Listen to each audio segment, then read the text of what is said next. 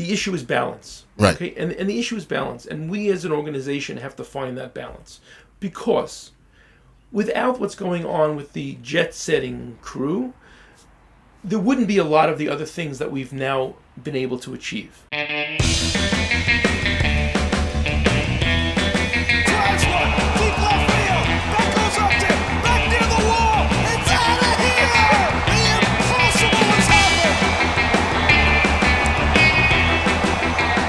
שלום וברוכים הבאים לכושר הוט-דוג, פודקאסט הבייסבול הראשון בעברית עם יוני לברי ואנוכי ארז שץ. שלום יוני. אהלן ארז. יוני, משדר 72. יפה שיצא בדיוק עכשיו, 72, לרגל האירועים הגיאופוליטיים בעולם.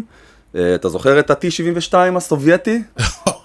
הטנק ששימש את הסורים הרבה, בשלום הגליל בעיקר, אז הנה ה-T-72 חזר לנו לחיים. זה לא משהו שבנו בטט-רש. יכול להיות, אתה יודע למה? כי המשדר, כזכור, מגיע אליך ואליכם בחסות טט-רש מסחר ויבוא עצים. בקרו אותנו בכתובת דרך בן צבי 20 ביפו, או ב-timacafr.co.il, כי המחירים שלנו הם לא בדיחת קרש. כל מה שאתם בונים בתל השומר. טוב, עכשיו הייתי מספר לך על החתמות חדשות, פרי אייג'נט, דברים מגניבים. את מי החתמתם? אף אחד. למה? לא, החתימו איזה מישהו מיינור ליג. אוקיי. כי אתה זוכר שאמרנו, לא זוכר אם אתה זוכר, בסוף המשדר הקודם אמרנו שיש סיכוי שהולך להיחתם בקרוב. כן, הם נכנסים לחדר, והולכים שבוע שלם לשבת ולדבר. עד שיצא עשן לבן. נכון. אז יצא עשן שחור. אוי אוי. כרגע כבר הודיעו ששתי הסדרות הראשונות של כל הליגה בוטלה, זאת אומרת השבוע וחצי הראשון כבר נדחה, כבר בוטל. הורידו את זה מנטפליקס, שתי הסדרות הראשונות. כן. אוקיי. אז מאחר ואמרתי, אנחנו צריכים להביא את, אתה יודע, הקומישיונר, יושב ראש הליגה. איש רציני. כן, שיבוא לפה וייתן תשובות. מי זה יכול להיות? מנפרד במקרה שלהם. אוקיי. אז אבל אמרו לי, טוב, אנחנו לא יכולים, אבל נביא לך את יושב ראש האגודה בייסבול בישראל. אוקיי. אז תגידו שלום לג'ורדי. שלום, שלום. Jordi, is that Jordan or... Jordan is בסדר. Okay, so Jordi, first of all, tell us your name, your rank and your occupation. כן, אני הנשיא של איגוד בייסבול, פה בארץ, אחרי פיטר קורץ, וזהו, וגם אני ראש העמותה בית שמש, אנחנו בונים עכשיו מגרש בייסבול, ואני נשיא... So what brought you to baseball other than 9-7, of course? What made you fall in love with that sport? לפני. Okay, so I grew up in New York. I grew up in Brooklyn. And anybody that grows up in Brooklyn, baseball becomes part of your blood, especially in the 1960s. It was shortly after the Brooklyn Dodgers left Brooklyn, and I became a Mets fan. That was the natural thing to do for a family that was a Brooklyn Dodger fan. Well, they became Mets fans. So my parents were Dodger fans. So even though the 60s, the Mets were just starting, and the Yankees were like that was the attraction. Fire. That was the attraction. That was the beautiful thing about it. They didn't care. I mean, people in Brooklyn, obviously in Queens. And those in Manhattan who didn't move to the Yankees when the Giants left, they came. They didn't care. There will be a tremendous hatred for the Yankees. I harbor that, which is good, and that's the way it goes. Yoni loves hate. I don't love hate. You love sport. I think rivalry in sports is something important. Exactly. To be a proper fan, you have to really believe in what you are rooting for. Yeah, I know. And that means that people that come up against you, you can't like them. There's no such thing as I root for both teams. No, I know. I'm with you. And the championship series, the championship season, 1969. I was really too young. I was 6 years old, so I have very minimal memories of that. Really, my first memories of baseball was 1971. My first game that I went to in Shea Stadium, John Matlack pitched a 4-0 shutout against the Atlanta Braves. I remember going there on the subway with my father, and every year we'd go to a couple of games at Shea Stadium. It's great when your first game is like that. And that's my memory. That's my earliest memories of the Mets. And that's great. Players that you remember most from your childhood? Well, Tom Seaver was my, was still, Adayom Azeh still the person that I would refer to most, and who really had an impact on me and my love for baseball. Jerry Kuzman? Sure, Jerry Kuzman and John Matlack and Jerry Grody and all the players that made the team. I actually have a what's his name? The first base, Ed Kranepool. I actually have one of his gloves. He was the original Met from 1962 Right. till 1979. He was still on the Mets. He played for Really? 18 years on the Mets. He Wow. came up as a 17-year-old in 1962. A Rookie, played a few games, and was in 62. I'm sorry, and then he was until 1979. He was on the Mets. Kranepool. Ed Kranepool, first baseman. And at the same time, like Mickey Mantle, you hated him. I had no really because I was too young already to really appreciate Mickey Mantle. So by the time I really started, my first memories 1970s. Okay, Mickey Mantle was already Thurman Munson. Mickey Mantle was already in the bars, all the time and getting drunk and working, destroying his first liver so that he was waiting for his second liver. Which he destroyed also. Anyway, sorry. What was but I mean like Thurman Munson or Reggie. This team, you hated them. Well, Reggie was a bit thorn because in '73 he took. With the ace. I mean, the Mets were leading 3-2, and then Reggie remembered he's supposed to be Mr. October. Very good, very good. Listen, it was hard to hate Reggie Jackson. He really wasn't a Yankee, even though he did amazing things for them. I think it's easy to hate him because of his character. I mean, I don't hate individual players. Okay, I mean, I respect Derek Jeter, players like that. There are some amazing Yankees, amazing players. I hate the Yankees. I hate what they stand for. But the players, as individually. Thurman Munson was gadol. He was not only as a player but as a human being. He's on our team, right? He is in our team. Yeah. So he was, and he would have certainly made it to the Hall of Fame if his career wouldn't have ended early. Unfortunately. And so and then you basically left Brooklyn and came to Israel. When was that? Well, it was a few years between then and then. So I got married in 1984 and moved to New Jersey. All right. In '86 you were there? Yes. Sure. You went to some games, World Series? Or? So, since I'm Dati, I did not. It was over Shavuot. It was over Sukkot. So I was not able to go to the games.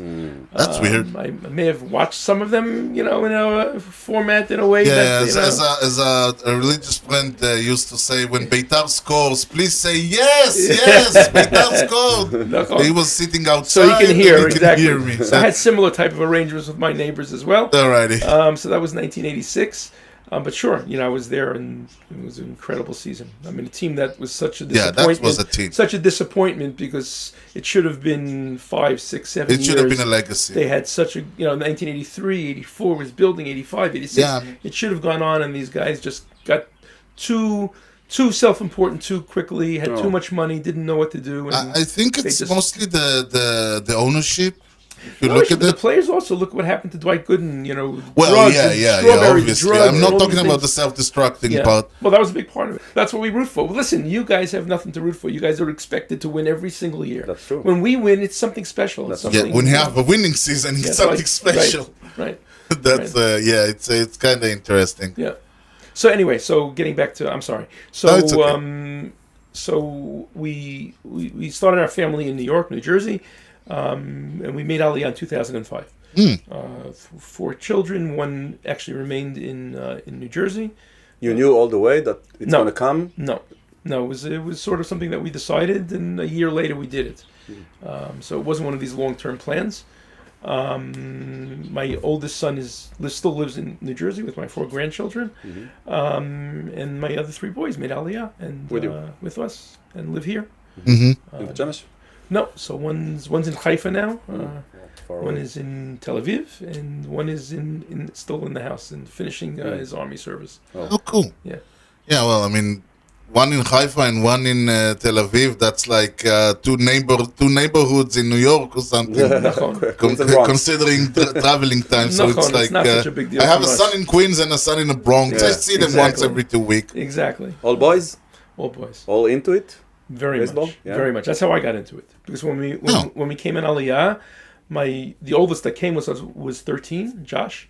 He's the one that lives in Tel Aviv, and Yoni was 10. And the truth is, the klita at that age is very difficult to bring kids that age to Israel. I'm not sure what we were thinking. They didn't know Hebrew. They did not know Hebrew. They actually do know Hebrew now, unlike their father. But it's easier. Yes. Nachon, you can manage. Also, we moved to Beit Shemesh, which was a big Anglo community. Yeah, there's a big community. It was a good landing spot for us. But, for us personally, me and my wife, language-wise, also I travel back to the States. My business is in the States. So even though we're here 17 years, I'm only here 8.5 years because every 2 weeks I'm there and 2 weeks here. What's your occupation? I'm a dentist. Oh. Uh-oh. But I got a little nervous. Relax, no problem. No, it's I'm okay. off the clock. So anyway, so when we came here in 2005, we were looking for things to get our kids involved, and baseball was an obvious, easy one. My kids were very active in baseball in the States. They played on traveling teams. They were good athletes. Okay, just for the record, traveling team is like basically sort of a youth team that competes. They don't. It's not just a chug. No, it's not a chug. It's like a real not team. Like a chug. Every community in the States, you can't conceive of it here. Every community in the States has multiple baseball fields, multiple teams, and they pick an all-star team from exactly. that it's like city. And that team travels all over the state and plays games. Right. So my kids were into it. I coached a little bit back then also. So when we came here, this was an obvious thing to get them involved in the chugim here. So before Aliyah, we reached out to the person in Beit Shemesh who was doing it. I said, we want to register our kids. And at that point, the chugim were very, very crowded. And she said, no, I'm sorry, we don't have space. But if you agree to be a coach, then maybe we can find you a space. They needed coaches. So I said, okay, so I'll be a coach. All right. So 2005, we landed. In July and September, I was on the baseball field with my kids, coaching them. Did you do something like that in the States before? I did a little bit of coaching, but not on a serious level. It wasn't really on a serious level here because the level when I got here in 2005 was okay, but it wasn't pretty much the same. No, not even the same. It was inferior here. But that's how we got involved, and my kids have gone on to represent Israel in tournaments all over the world. I traveled with my Yoni, who was 10 at the time.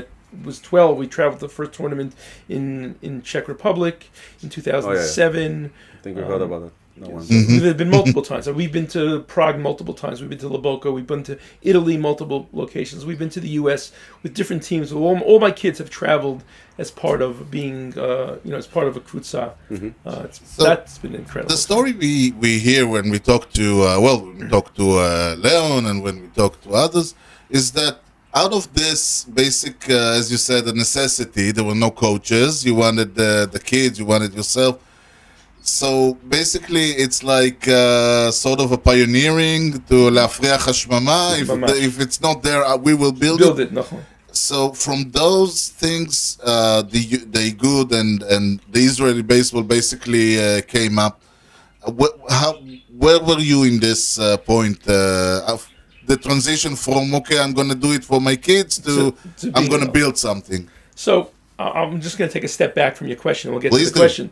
So because I just want to give kavod to the people that were before me, people like Sam Pelter, people like Chaim Katz, like Leon, and David Schenker, people that have been involved in baseball since the 1980s here, right, and really built it up from nothing. And as you said, what Leon said is true. And even when I came here in 2005, only parents were coaching. It was a very rare situation where you had maybe an older kid that graduated that started to coach, and that was usually for the enrichment or the programs that we were sending teams abroad, but not for the local teams. There was no thing as coach.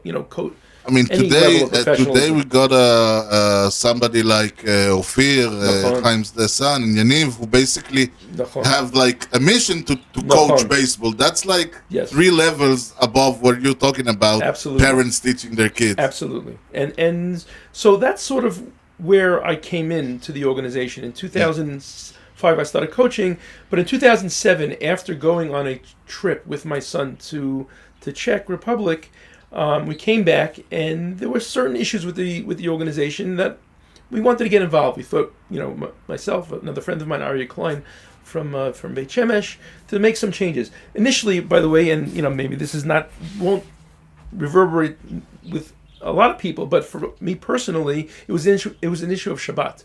Right. Because when we first started, kids were traveling and we were going to tournaments, and my kids would only go to tournaments that there was no play on Shabbat. And the organization didn't really have a fluid policy on this. And the year prior, there was an issue with that. So I joined the organization because of that. A lot of things have changed, and we do play on Shabbat, and there are issues, and I'll get into that if we have time. But that's actually how I got into it. Was because of that. I got onto the board at that point, met some incredible people. I mean, just from a broad picture of Israeli society, this for me was an eye opener. Okay, because I came from a Dati community in the U.S. and I lived in my sort of sheltered world. I came to Israel on Aliyah and thought everybody was like me, Right. I didn't have exposure to I didn't have exposure to Haredim. I didn't have exposure to non-religious. I just didn't. I lived in my sheltered world, and I came here and I got exposed, to people in the IAB who are left-wingers, right? All types of people, politically, religiously, and we came together as a group around baseball. And some of my best friends in the world today are people that I've met as a result of baseball. That I speak to almost every day. Whether it's Ophir Katz or Peter Kurtz or Yaron Arel or people like this who have come from different backgrounds from me. Peter, for example, grew up in New York, right? But he grew up in a completely not religious, upbringing, completely different from mine. We never would have crossed paths with people like this in New York, and here we're close as a friend. Oh, both of you are Mets fans, so you might have met at the ball game. But we probably were. A few other fans also there. Yeah. But anyway, so that was my initial initiation to the organization, and then slowly I got more and more involved. Got involved in Beit Shemesh in a very, very big way, because Beit Shemesh is the center. Really, we have the largest population of kids playing in the country is actually in Beit Shemesh. We have 150 kids in Beit Shemesh alone. Remember that? No. Of course, because you're interviewing, you're talking to guys like Leon and Ophir and whatever. They don't even know what Beit Shemesh is. No, listen, Beit Shemesh is a natural area for baseball because it's a significantly large Anglo community. It continues to grow and grow and grow. So we have a built-in demographics there that continues to grow. So who's Beit Shemesh Ophir Katz? Who's the one that's taking care of these kids? Of Beit Shemesh? So with Sarid, me and my friend Aryeh Klein and my friend Aaron Saffer and Ellie Rutenberg, she's the regional director there. We're trying to build a professional program like Ophir is building in Tel Aviv in Beit Shemesh as well. Not just for Chugim, but because we're building a migrash there, we're looking to make it, to the next level. To the next level, something special, something that kids will not look just as an hour and a half a week chug, but something that if they're really serious about a sport, we want them to be serious about baseball. Yaniv said, you can't learn from 2 hours a week. Exactly like what Yaniv's doing in the north, who, by the way, I did not mention Yaniv, but also a good friend of mine who's made a huge impact on baseball in Israel, and we learn from Yaniv, even though he's later to the game than even I am, because he's been playing for many, many years. But the point is his involvement is later than me, but he's accomplished so much in such a short period of time up north. It's amazing what he's changed the face up north, and the truth is we learn from him. And we need more Yanivs. Nachon. Yanivs. Nachon. I mean, Nachon. Right? We definitely do. ברגע זה אנחנו נעשה איזה עצירונת, אנחנו מהר, בוא נריץ את זה, השבוע לפני וקדימה. אוקיי.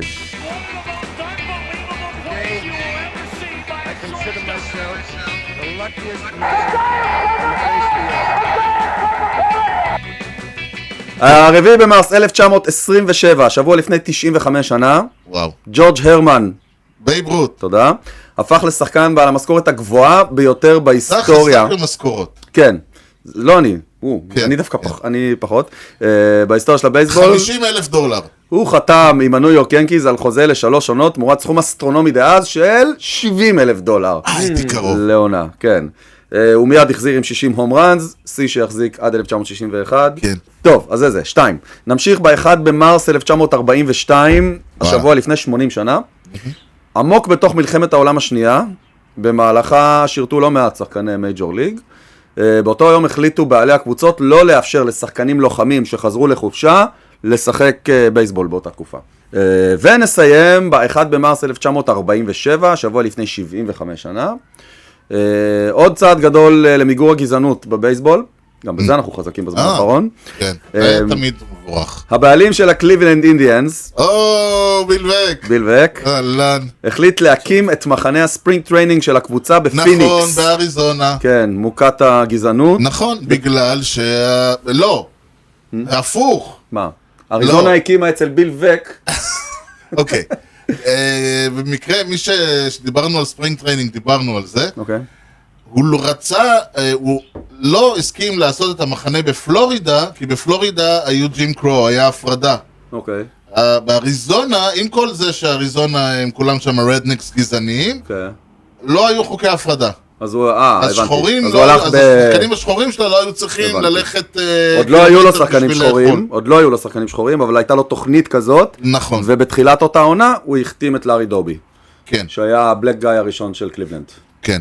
American League. The American League. Okay, so let's go back to your work in the union. So basically, you started actually, let's call it on the upscale, because until then, as we said, there were like kids and chugim, and occasionally they would send a couple of kids with whomever was available to something. And during your tenure, 2005 and forward, we're starting to see, seniors teams, not seniors, but 18 and above. National Bugrim. Okay. We're starting to see more involvements in major tournaments, WBC, and of even course, later than that. I mean, it wasn't even close to 2005. That's more even recent history. After 2010, in the past 15 years, let's go. Yeah, okay. Well, so tell us about that. How did it all come to fruition? A lot of it had to do with the desire of the people that were working in the organization. And, we got more and more people involved on a grassroots level. We definitely improved the professionalism of the kids to some extent. We had some outside coaches coming into the country on a yearly basis. We still have some of those friends. One guy, Richard Kanya, who lives in Czech Republic, was a great friend of ours. We met through some organization. I forget what the name of it was. A guy named Pat Doyle would come from the U.S. Yeah. This is how we sort of started to grow the professionalism.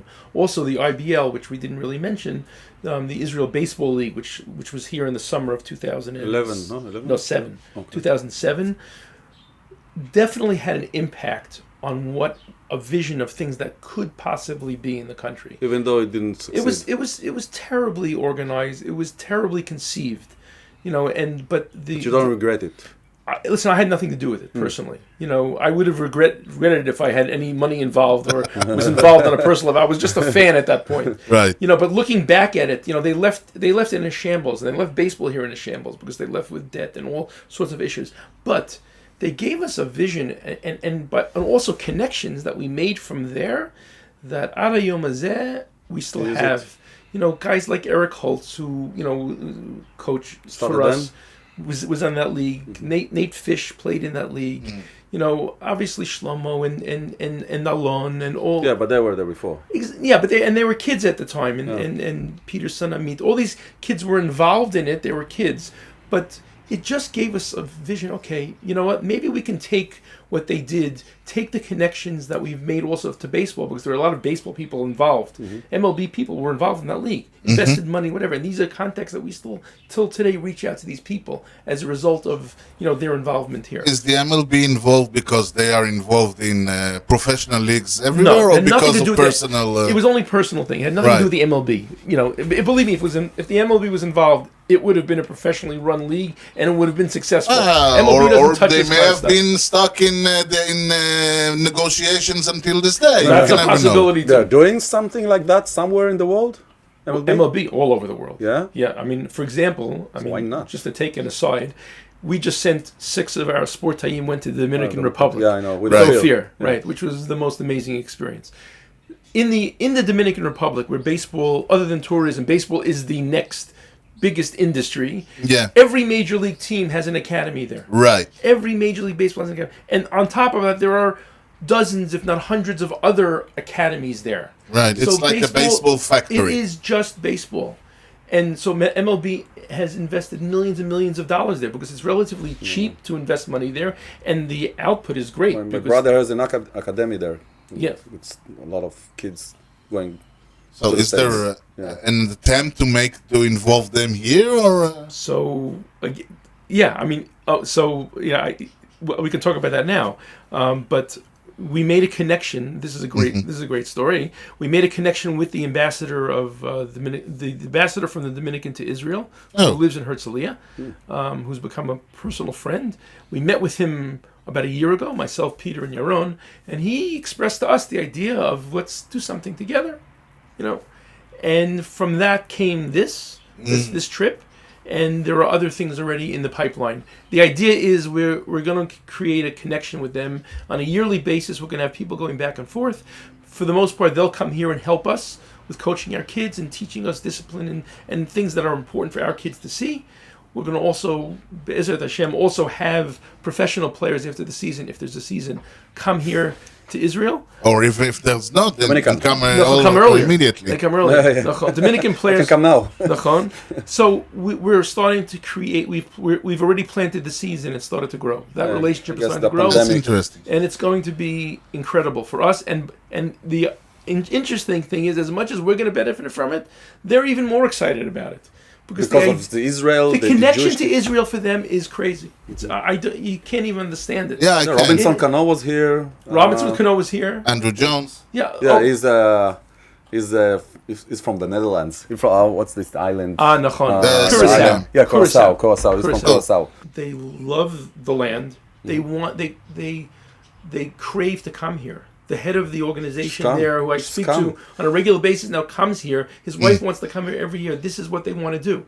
So to have this connection for them there, that's a big. It's a win-win. It's a win-win. So 2007, you were still a fan. When did you stop being a fan and start? So it's already 2007. I was coaching and involved with my kids.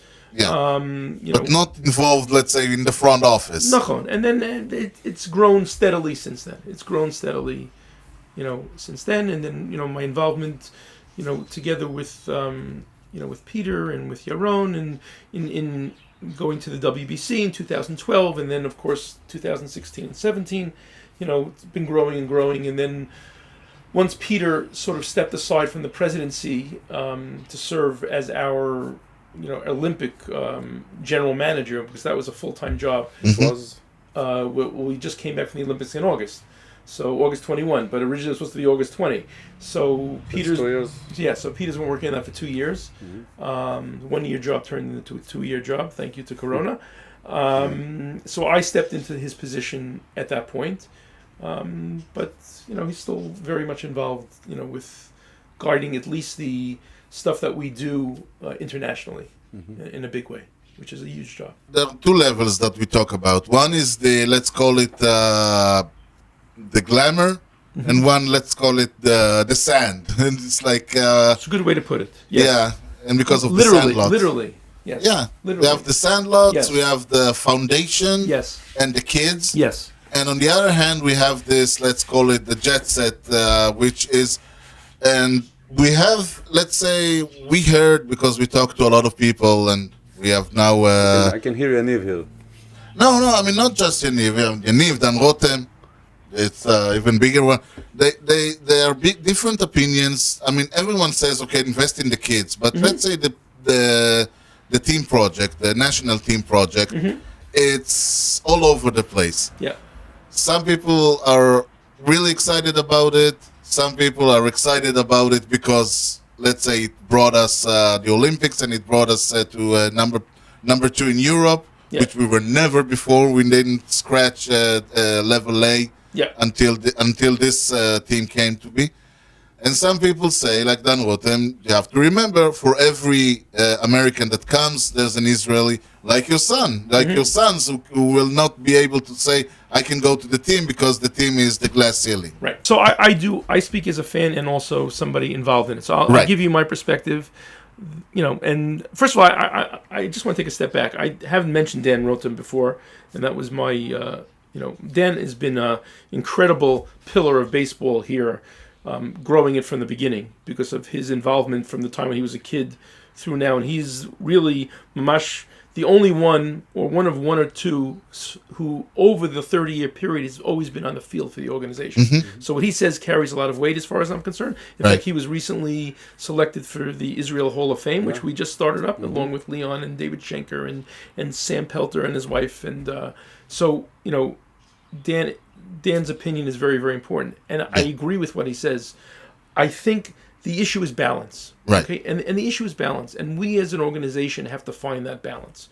Because without what's going on with the jet-setting crew, there wouldn't be a lot of the other things that we've now been able to achieve. Okay? So without... And this is a long answer, so if I'm going on, just let me know. No, take your time. So without the jet-setting crew, and without the exposure from the WBC, the World Baseball Classic, to the Olympics, to the European tournaments, okay, all different levels, but that has given us exposure here, and that exposure here has given us some credibility, and that credibility with the Misrata sport has given us the ability to build facilities here. Okay, so the field in Renana is only as a result of people in Renana who were very involved in fundraising, but also communication with the Iriya, and also the Iriya wouldn't even look at it and give us, a 14 dunam area unless they felt like there was some value to them at the end of the day. Because you can tell them we were at the Olympics. Exactly. So Yoav Schwartz, who's the uncle of Ezra Schwartz, who was unfortunately slaughtered by a terrorist in 2016, took it upon himself to raise these funds, to go to the area and to push them to put together this complex, which is now open. I was there this morning. Beautiful complex, ready to start playing in the next couple of weeks, and it's going to make a huge difference in Renana. So without this extra exposure, that never would have happened. And I'm sure Dan agrees with that. Of course he does, because Dan listen, one thing, there's two perspectives to this. When you're a serious guy like Dan, he'll play baseball on anything. Like the kids in Dominican Republic 40 years ago, 50 years ago, before there were baseball fields, they play on concrete, they play on sandlots, they play anywhere. The ambassador, that's what would tell me those stories. Dan would do the same thing, okay? But there aren't that many Dans out there, and there aren't that many kids like my kids who would do the same thing, who would travel from Yeshiva and Malay Adumim to the Baptist village. No. I know that. But I think Dan understands that in order to get what you got now in Renana, you needed then. Correct. Yeah, but now he looks forward. Yeah, so I think that's the point. So I think that's exactly the point. And there aren't many people who would drive from Renana to the Baptistim village every time. You need a little bit of pretty spread. close. For Misgav. And that's pretty close. Yeah, well. And from Misgav. So that's the tipping point. Listen, in Beit Shemesh, we just got a Kol Koreh for baseball, 4.4 million shekel building a field. It's amazing. In a year from now, there will be a proper baseball complex with lighting and everything. It'll even be on a different level, because the Renana field, which is amazing, is a combined soccer baseball field. It's a shared midrash. It's a good thing. Go see it. It's a beautiful territory. It's a beautiful thing. It's amazing. A lot of foul territory. That's good. A lot on the right side, maybe not so much on the left side. Okay, but so anyway, the pitching will have to be. Okay, that's good. But Beit Shemesh is going to be the main complex for Israel is going to be there. By the way, the next job, we're going to build a field in Tel Aviv.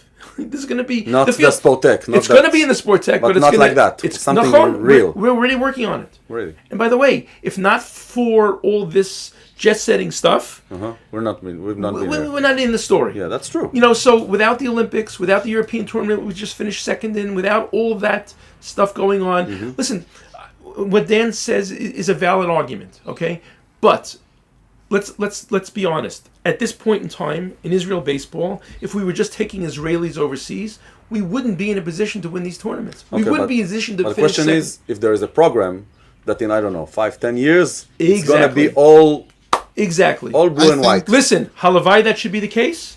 I think honestly there will always be some sort of combination. But if you look at the latest tournament in Euro, which we came in second. Right. Most of the players were Israeli-born players. That's true. So we're already there. Exactly. We're already there. And we have somebody like Asaf who did not only come from Israel, from the system, who became a star on that, and he's playing now in maybe one day will be. Asaf is a brilliant example, because Asaf is a guy. I wish I could take Asaf and put him on a pedestal and show all the kids. Everyone, Asaf Levengard. Everybody knows. Yes, right. I would put him on a pedestal because the reason why Asaf is successful the Israeli hammer. Yeah, yes. I called him the Hebrew hammer, and they say Ryan Brown was already took that. I think before him was what's his name for the Han Greenberg. Greenberg was the right, correct. No, but the reason why I put him on a pedestal, besides the fact that he's a wonderful human being, a great kid, also I would put Tal Arel in the same level, is because those are example of two guys that 10 years ago we didn't have what we have now. I mean, we're still way far away from what we need. Yeah. But we didn't have anything 10 years ago. I mean, anything. We had Dan Rotem, and we had people like that coaching, Shlomo. and Shlomo, who doesn't live here, so Shlomo really wasn't a presence here on an ongoing. But people like Don, and people like Don's brother Asaf, and people like that who were Alon, of course. But also Alon was also here, but not here all the time. Anyway, they didn't have it. So once in a while, a coach would come from out of the States, and they would eventually go to some programs on their own in the summertime. They made it happen for themselves. Right. They were the ones that put in their own effort. They're the ones that developed their own workout programs. They're the ones that spent all their free time getting themselves into shape. And this is the lesson that we're trying to teach the kids now. The reason why we sent them to the Dominican Republic in the first place was for them to see what a work ethic is. If you really want to be a great, not just baseball player, soccer player, any field you want to be. You want to be an accountant, you want to be a lawyer, whatever you want to be, you have to focus your attention 100% on it. You can't be spoon-fed anything. So even the guys in the Dominican Republic who have the most incredible academies, if they're not up at 5 or 6 o'clock in the morning working out and being ready and prepared, or dedicating all their time to it, they'll have no chance to make it to the major leagues. And even then, their chance is probably 0.1%. Right. Okay? So these guys, Asaf and Tal, imagine here where there was less than FS here, they built this up to themselves where they were able to go to the States and play and represent Israel in the most positive way. Yeah, if somebody with, let's say, the talent of Asaf was enjoying the foundation of a little league and all that, he would probably be leading up. He would probably be drafted by now. I don't know about that, but I'm not saying specific. I'm saying somebody because you correct. had Dan Rotem who had to basically do call everything on up his own. colleges. He had to Ofer Shelach. He had to call Ofer Shelach to because nobody knew how do you get to a college, and now we have people who are. We have a program for them. Right. We have connections. We can help them. We're setting up our kids to go in the summer and play. Everything is built on everything else. Exactly. So the investment that Dan Rotem put in 30 years ago or 25 years ago, whatever it was, I don't want to make him older than he is. I'm screwed already anyway. Well, he started playing at the age of 4, so he's only 20. Yeah. So anyway, that investment has gotten us to this point. Does going to these tournaments take away the opportunity for some Israeli kids to play? Maybe, but on the other hand, I don't think we would have these opportunities without the shiluv of bringing the people from Chutz La'aretz. Yeah, I think the idea is to look at the roster of like the national team from, 2016 until 2025, and to see the change, small steps by steps, and to see it becomes a really different thing by 10 years. Yeah, for sure. And the WBC is considered as, because the WBC was never an Israeli team. Correct. And we should take the WBC out of the discussion, quite frankly. Because we're never going to satisfy people with the WBC. Because the WBC is always going to be people that... Because it's rules? Yeah, because the players, in order to compete in the WBC, you have to have the most top level players. I'm not talking about Asaf is a great player. Right. We need players that are 5 levels above Asaf, players that are potential major league players or major league players. Yeah, we need the Ryan Browns. Exactly, the Jock Petersons, the Bregmans, the Max Frieds, the Ryan Lavarnways, who are not maybe the top major league players, but guys that have had a taste. Exactly. So the WBC doesn't count because, in my opinion, because at the end of the day, WBC, it's like PR. It doesn't even. By the way, it doesn't even give us the best PR because here. I really wish. Yeah, exactly. So But I say the same about Maccabi Tel Aviv. No, honestly, I've followed baseball. The first time I heard about the WBC was after it ended. I was like, oh, there was a tournament? And by the way, we spent money on PR too, and it obviously was No, but the Olympics, everyone heard of correct. it. So just to end the discussion of WBC, the WBC, as far as I'm concerned, is really no kesher to what's going on here. All right. You know, and it will never have a kesher. If we want to participate, we'll never be able to really be able to bring our own players in any other than never. No, maybe in 20 years when we have like you're correct. That's the goal. But right now we cannot. We're far away. Right now we're far away. We will always put players on there who represent Israel in a more serious way for identity purposes. But let's be realistic. If we want to continue to participate, and by the way, the benefit to us of the WBC is that we do get some points in the European in terms of our status in the European rankings, and also we got money. Right. You know, we won $1 million last time. And it does maintain some connection between Israel and Jews in the United States who may come to. That's probably the biggest point. The biggest point is in the U.S. It's easier for Peter to come to some guy in some college and say, come play for the Israeli team on your own time. When we have the WBC. So that's the benefit there. So that's the WBC. All right. The Olympics, the European, is a totally, completely different thing. And like you said, the Olympics had tremendous exposure here. And of course, there were those naysayers that were, again, they're not us and whatever. And there was more of us on that team, you know, us, whatever that means. I don't know. I have a different identity of Jews in general. And, you know, every Jew has a potential to make Aliyah to Israel. Right, exactly. And the fact is, whether they live in Israel or not, I still feel like they're part of our mishpacha, even though they might not be physically living here. That's my perspective. It doesn't... Yours and the state of Israel, let's face it. Okay. I mean, as long as the state of Israel allows every Jew to become a citizen, those people came here, they got passports, they are Israelis. They're on a different level also, because they made that commitment but as well. Let's stay there. The important thing for me is the connection. I mean, I loved Ryan Lavanway. The important thing is that he, passport or no passport, he needs to come back here and coach. I think we're talking about the Dominican guys. You know, if you can bring here, I don't know, Papi or Manny. But maybe not Papi. But Manny Ramirez. I don't know. Don't big, be so sure. Big names. Fernando Tatis. Okay, that's a name. You like that name? Senior or junior? Senior. Junior. Oh, man. I okay, bring on the father. What I think, but I think, wow, it's going to be great. Oh man, I would be standing. I would be standing outside this hotel. We'll see. They'll come with Machado together. Let's say that. No, seriously, I would geek out for that guy. Yeah. Okay, but you are a different guy. Okay? Yeah, I know. I'm different. No. You are. Me too. But no, you are a baseball fan, right? You are a baseball fan. But to go to a sixth grade kid that you want you want him to be a baseball player. To see if you guys. Bring him, I think if you bring him the Jewish guy. No, I agree. And what you're saying, I think you're right. Dean Kramer. You're right. Or you bring, as we say, Ryan Braun. Ian Kinsler. Ian Kinsler. They are the ones that you say, hey, you see, I'm a Jewish guy. I made it. We're doing it. All the way. We're doing it and we're going to do it. They've been here, by the way, these players have been here. Yeah, Kinsler been through the pandemic like 2 years ago, I think, the Kinsler were here. So the Kinsler story is fantastic because the Kinsler came. Peter told it, remember? Peter told us. Kinsler Mamash came the day the day that Israel decided to close. Exactly. He was here for 72 hours. It was raining. It was crazy. One day I spent with him with his wife. We took him to Yam HaMelech. We just wanted to give him like a 2 5 days. hours. Exactly. So he was here for less than 72 hours.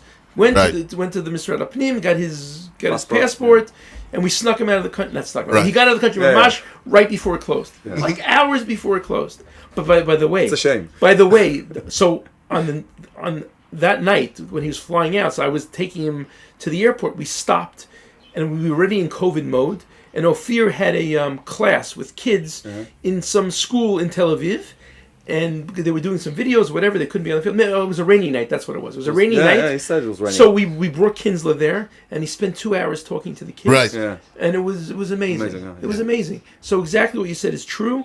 Kids that are serious about it will see guys like this, and we're going to have them more and more. Guys like you mentioned, like Ryan Lavanway and Mitch Glasser and Jeremy Bleich, and all these guys who we Joey Wagman. I mean, these guys all that we speak to on a regular basis who all want to be here, who want to come here. And it's going to happen more and more. How about the veterans? The Sean Green, Gabe Kepler. So I mean, we don't really have much connection to them anymore. Gabe was here in 2016.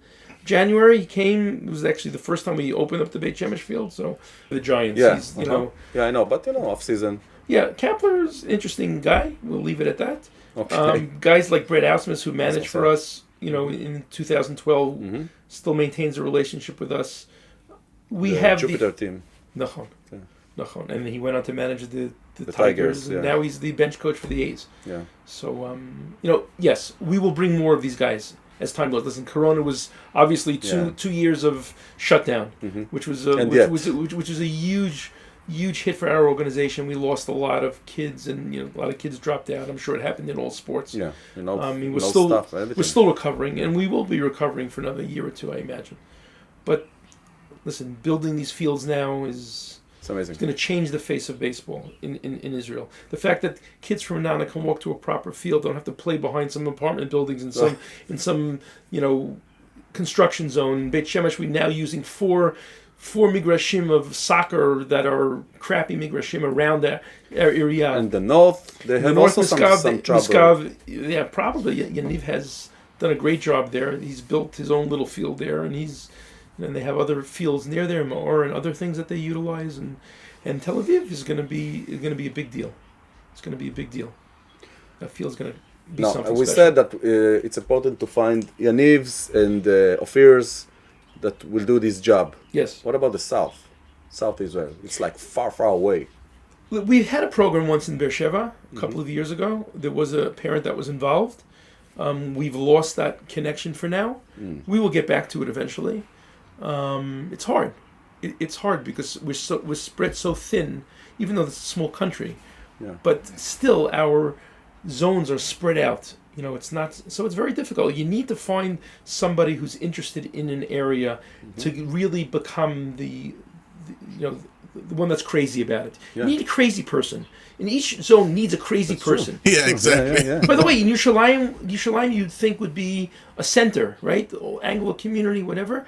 And we do have problems with the fields there, but we struggle in Yerushalayim. There's a field there? No, we use the craft field. You know, we have connection to the football field that Kraft put in. Magnificent complex in Jerusalem. 3 fields we can get on the field. We have a connection with the area there that they'll help us. It's a problem because also Yerushalayim is built, it's spread out. Yeah. So it's not little communities like in Beit Shemesh or in Renana, right. Or even in Tel Aviv. There are maybe some closer knit communities. That's a big problem. But also, there's no crazy person there. There's no one person. Well, there's a lot of crazy persons. Not crazy about baseball. Yeah, exactly. The crazy people are by the kotel. But no. There is a baseball crazy guy. There we have to find it. Because somebody says the problem is Jerusalem is too high, so it's very close to the Shekhinah, and people get a bit, Okay, I don't know. But so that's what you need. That's what we need in Beersheba to answer your question. Yeah. We need somebody in the South region. We'll get it. I'm sure you will. I am convinced at some point. Listen, once they see that Beit Shemesh with a field, and Renana with a field, and Tel Aviv with a field, that more and more kids are coming. Maybe somebody will hear us. By the way, there are great stories. I'm sure Peter has told you about going to the cemeteries and taking pictures. One guy whose grandfather was a Kohen, and it was in you saw on the headstone. That he was a Kohen. There was all some great stories about how we find a certificate from 6 years ago. A Tshuva, a bar mitzvah certificate. Something. He's the Jew whisperer. He is, and by the way, that's what the MLB requires in order to prove that these players can play in the World Baseball Classic. That's amazing. So, I mean, we can talk forever. We talked for an hour. We can talk for another 3. I have one thing before you stop. Yeah, that's what I was about to ask you. Okay. So first of all, I brought in the glove that was signed by all the Olympians, so that's kind of cool. And this is not a visual thing. We can't. Much more than cool. But this is. I'm going to ask you. Okay. I'm going to show this to you like this. You have any idea what this is? It's a piece of cardboard. It is a piece of cardboard, and it's not a regular shaped piece of cardboard. It's a jagged piece of cardboard. It looks a bit like the home plate. No, well, that's a Texas. It looks like Texas. So. These are autographs, right? Right. Yeah. Okay. 56, 8. So it's autographs from an entire team. Okay. So I'll tell you that it's the Olympic team. Okay. I'm giving you a hint. Now, do you have an idea what this is from? אתה זוכר את הסיפור עם המיטה? Okay. Yeah. This is a זה part of the החתיכה bed. של המיטה. This is a part of the bed.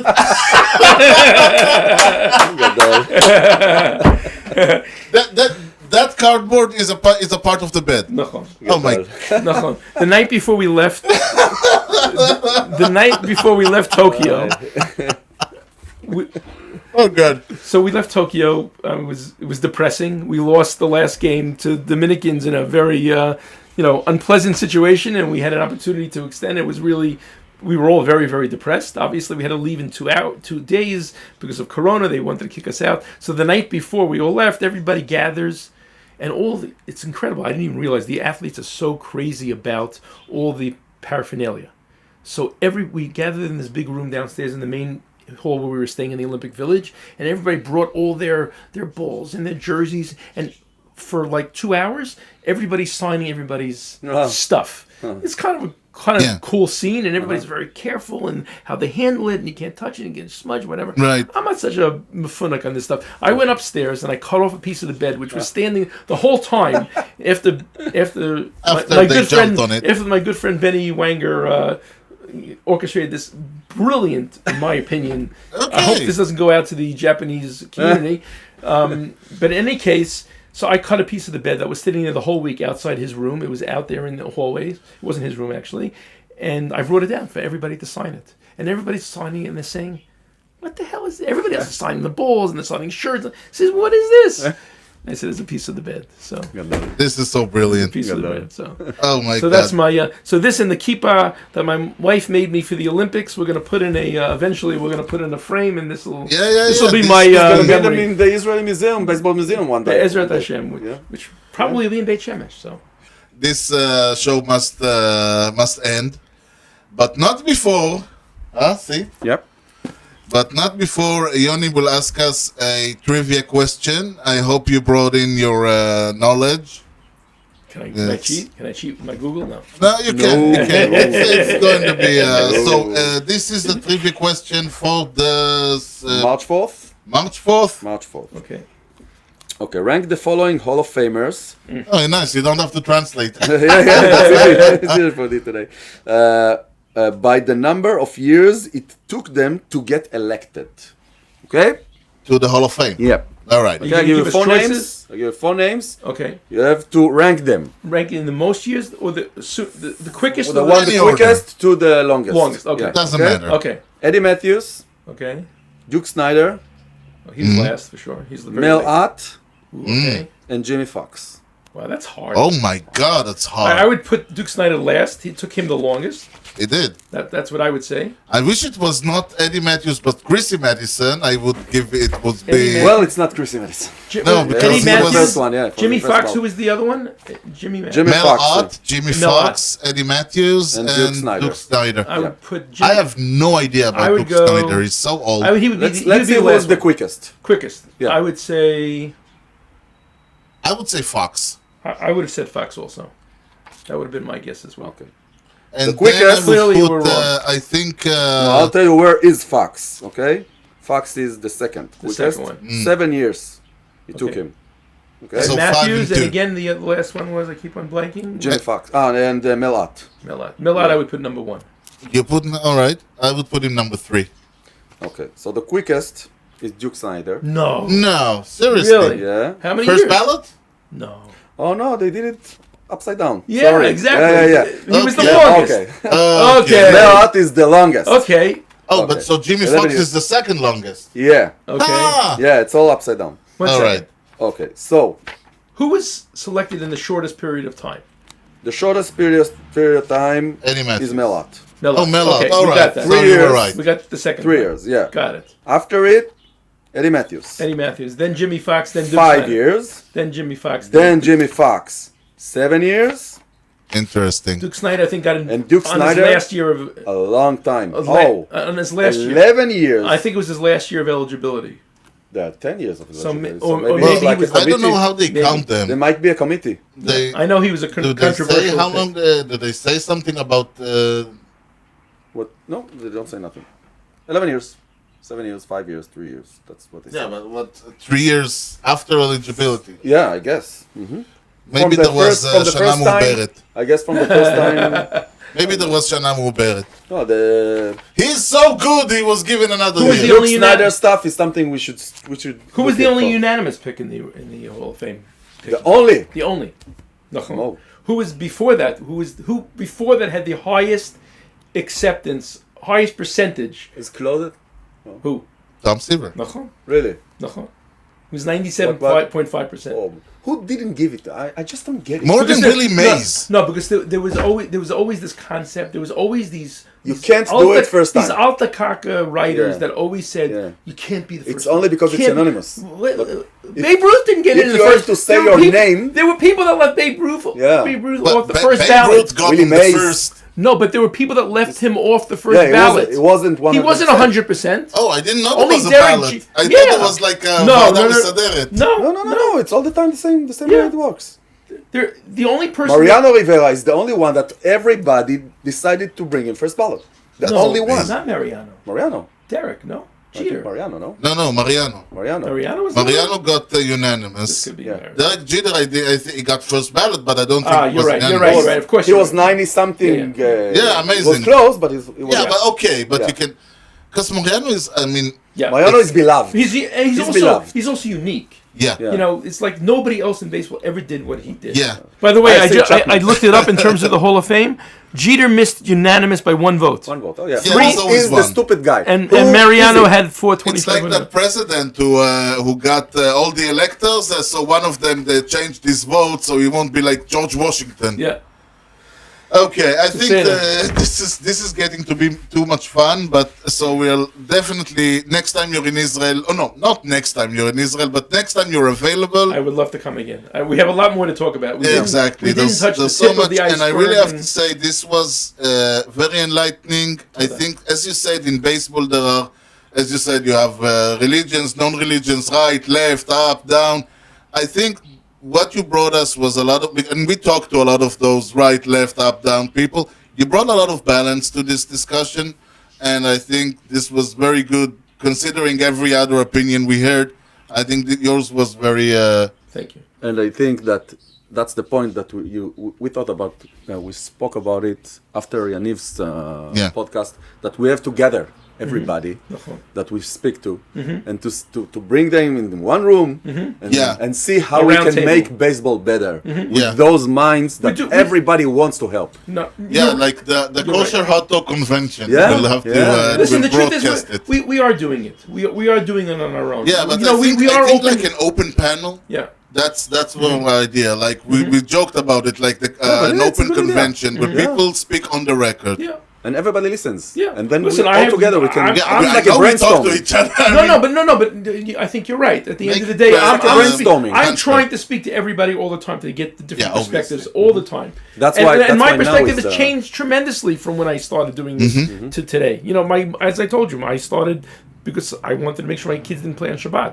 Well, I send kids on tournaments now all the time where they play on Shabbat. But we give them options and we have opportunities where we bring enough kids so that the kids can still go and not play on Shabbat. So, I mean, you know, I'm saying we've taken things and we've changed it and we're constantly changing. And Okay, back to Hebrew. אז זמננו תם כי בניגוד לבייסבול אצלנו תמיד יודעים מתי המשדר מסתיים. ניתן למצוא אותנו באתר בייסבול פודקאסט co.il, תוכלו למצוא את הפודקאסט באפל פודקאסט, ספוטיפיי, יוטיוב, גוגל וכמובן בכל האפליקציות. דרגו אותנו, תנו לנו משוב, פרגנו ב5 כוכבים, כך הפודקאסט יקבל יותר חשיפה אצל כל חובבי הבייסבול שעדיין ישנם שם. כושר הוטדוג באינסטגרם, אני רוצה להודות תודה ענקית לג'ורדי אלתר האורח שלנו, ותודה מיוחדת למפיק האחראי שלנו חיים כץ. אתה יודע יוני, כל יום שהוא לא משחק שרזר מרוויח $20,000. You can't say no to חיים כץ. Yeah, exactly. That's why he has to be there. Those negotiations. He'll make baseball come back again. I talk to חיים all the time. ניתן להמשיך את הדיון באתר המאזרשיפ שלנו הופ.co.il ובפייסבוק. יוני, משהו לאומה לפני שסוגרים? מזל טוב לג'יג'י. מולדת. מתנה לידך. כן. אז תודה לכם על ההאזנה לכושר הוטדוג עם יוני לב-ארי וארז שץ ובייסבול טוב ישראל. יאללה ביי.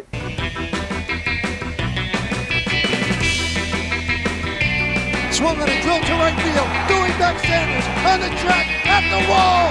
See ya! See ya! A home run!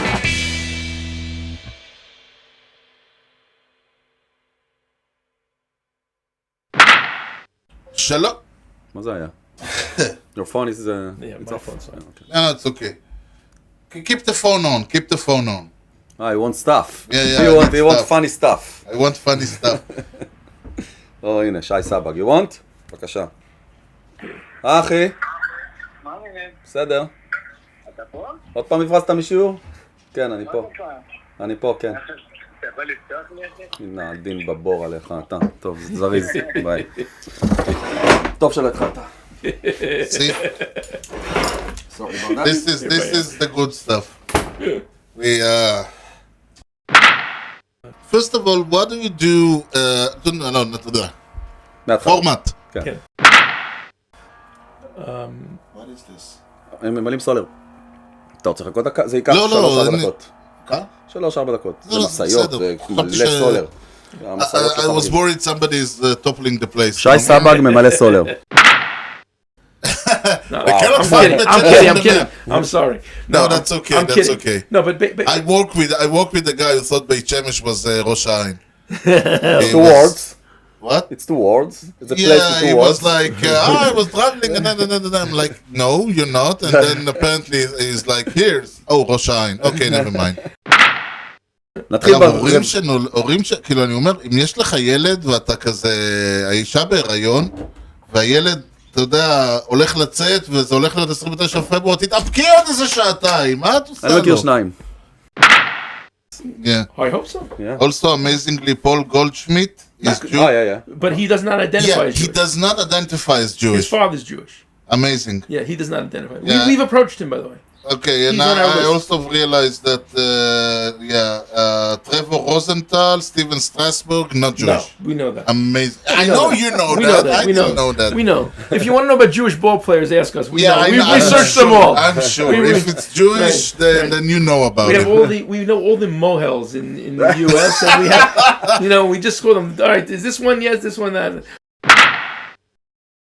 I despise. I Keith Hernandez. despise the Keith Hernandez. Marlins. You despise the Marlins? Yeah. Why? It's, I don't care about the Marlins. They're sort of insignificant. the first time they had a winning season, they took the World Series. Yeah, but not against. like- They didn't take the World Series from And, you. and then the No, season but after it's- that, they got rid of all the took it. We players. had a lot They of took it winning from us. seasons. They took it Yeah, from but us. We had a lot of winning seasons. We played better baseball. We have better teams. that's We you. have better audience. Yeah, but I can see the Phillies. I can see the Braves. Even the Nationals. No, but I the didn't Marlins. say that's the thing. It's not a rivalry. I just despise them. They're like nothing good comes from that place. They have no fans. They have sorry. alligators. Okay. Sorry. It We're was wasting like- too much time on the Marlins. No, I mean it's like They're not worthy of this discussion. I open up my day, wake up, much open energy. Facebook. You are maybe interested in the Marlins. I'm like, No, I'm not. Yeah. Okay. Okay. So sorry. Yeah. Yeah. Brooklyn. 60s, like